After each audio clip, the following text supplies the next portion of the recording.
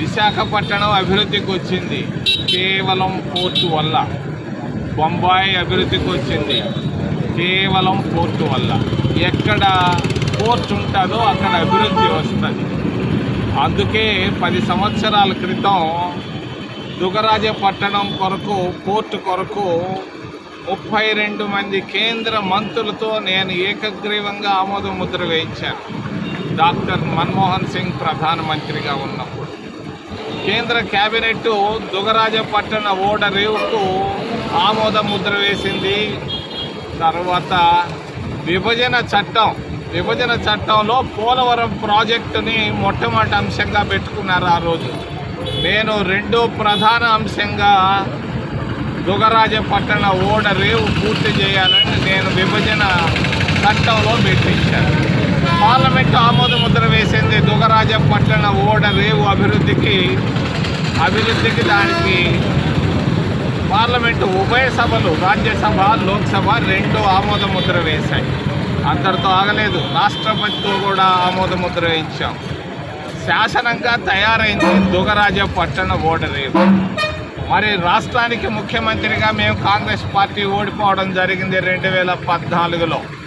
ఓడిపోయిన తర్వాత చంద్రబాబు నాయుడు ముఖ్యమంత్రి అయ్యాడు. ఆయన ముఖ్యమంత్రి అయిన తర్వాత కృష్ణపట్టణంలో ఒక ఆయన ఉండేవాడు, చింతా విశ్వేశ్వరరావు అని. చంద్రబాబు నాయుడికి దగ్గర స్నేహితుడు, బంధువు. ఆయనకు బిజినెస్ ఎక్కడ దెబ్బతింటుందో అని మరి దుగరాజపట్టణ రేవు శాసనం అయినా కూడా, పార్లమెంట్ ఆమోద ముద్ర వేసినా కూడా ఆయన ఒక జాబు రాశాడు నితిన్ గడ్కరీ అనే ఒక మంత్రికి, పోస్ట్ మంత్రికి. అయ్యా దుగరాజపట్టణం నాకు వద్దు, మరి నాకు కృష్ణపట్టణమే ముద్దు అన్నాడు.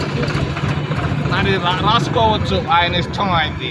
మరి ఈరోజు చంద్రబాబు నాయుడు ముఖ్యమంత్రిగా, నిన్న వాళ్ళ తమ్ముడు చచ్చిపోతే పోయేసి వచ్చా, పూలమాలేసి వచ్చా. మరి చంద్రబాబు నాయుడు ముఖ్యమంత్రిగా మాట్లాడితే పోలవరం అంటాడు, లేకపోతే అమరావతి అంటాడు. మరి దుగరాజపట్టణాన్ని గురించి ఆయన ఇప్పటిదాకా మాట్లాడలేదు. రాష్ట్ర ముఖ్యమంత్రిగా ఆయన ఆలోచించాల్సింది దుగరాజపట్టణాన్ని గురించి. ఆయన చట్టాన్ని ఆయన ప్రేమించే వ్యక్తి అయితే చట్ట ప్రకారంగా దుగరాజపట్టణ పోర్టు పనులు ప్రారంభమై ఉండాలి. ఆయన పోర్టు పనులు ఈ రోజు వరకు నోరెత్తలేదు, ఒక్క పలకం కూడా వేయలేదు. నేను ఖండిస్తున్నాను తెలుగుదేశం పార్టీని, చంద్రబాబు నాయుడు వైఖరి. రీతి కొరకు మా ప్రాంతం సూళ్ళూరుపేట, నాయట, గూడూరు ప్రాంతాలకు మీరు వెనకబెట్టినారు. తప్పు, చట్ట ప్రకారంగా ఇది తప్పు. దుగరాజ పోర్టు పనులు వెంటనే ప్రారంభం కావాలని చంద్రబాబు నాయుడిని నేను సున్నితంగా ఆయనకు తెలియజేస్తూ, ఆయన నాకు 50 సంవత్సరాలుగా మిత్రుడు. ఆయన నేను విద్యార్థిగా 50 సంవత్సరాలుగా తెలిసినా కూడా ఆయన చేస్తున్నటువంటి పొరపాటు నేను ఏలెత్తి చూపిస్తున్నా. వెంటనే దుగరాజపట్టణ పోర్టు పనులు ప్రారంభం కావాలి. మరి ఏంటి దుగరాజపట్టణం వల్ల ఏం లాభం? ఈరోజు మన ప్రతి ఇంట్లో ఇద్దరు కూతురు చదువుతున్నారు, బీటెక్లు పాస్ అయ్యారు, లాటరీ కొడుతున్నారు, అమ్మాయి పెట్టి అన్నం తినేసి ఇంట్లో కూర్చుంటున్నారు, కాలక్షేపం చేస్తున్నారు. వీళ్ళకు ఉద్యోగాలు కావాలి. శ్రీ సిటీలో ఉద్యోగాలు ఉన్నాయి. ఏం ఉద్యోగాలు అయ్యి? మరి 5,000 రూపాయలు ఇస్తున్నారు, 10,000 రూపాయలు ఇస్తున్నారు. పోయేదానికి ఖర్చు, వచ్చేదానికి ఎంత ఖర్చు? శ్రీ సిటీలో ఉద్యోగాల వల్ల ఏమీ ఉపయోగం లేదు. ఏదో పోవడం, కాలక్షేపం తప్పించి. కావాల్సింది ప్రభుత్వ ఉద్యోగం అంటే 50,000 ఇస్తారు, పెన్షన్ ఇస్తారు, అన్నీ ఉంటాయి. అటువంటి ప్రభుత్వ ఉద్యోగాలు 50,000 దుగరాజపట్టణ పోర్టు పనులు ప్రారంభమైన తర్వాత. రెండో ప్రయోజనం రైతు ఉపయోగం.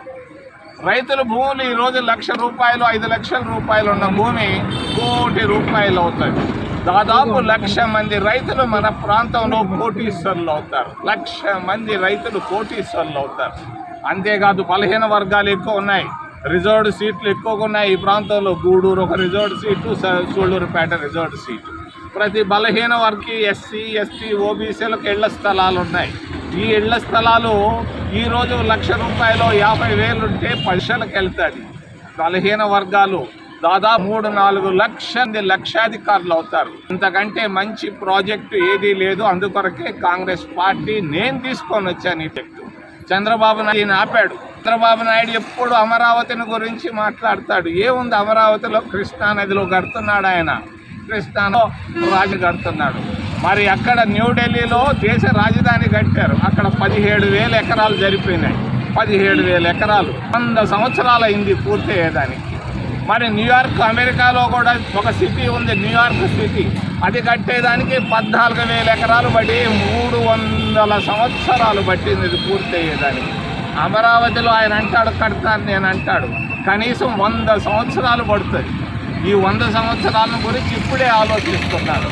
మరి చంద్రబాబు నాయుడు ఎప్పుడు పోలవరం, మరి అమరావతి అంటాడు, లేదంటే విశాఖపట్నం అంటాడు.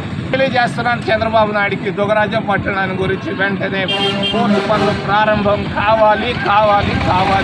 ఇది కాంగ్రెస్ పార్టీ డిమాండ్గా నేను తెలియజేస్తూ, నేను ఈ విధంగా దాదాపుగా ఇప్పటికే 20 సార్లు ధర్నాలు చేశాం.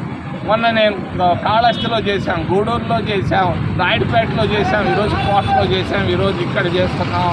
మరి అక్కడికి వెళ్తున్నాం, సత్యవేడుకు కూడా వెళ్తున్నాం. ఈ పనులు పూర్తయ్యేంత వరకు చంద్రబాబు నాయుడు వదిలే ప్రశ్నే లేదు.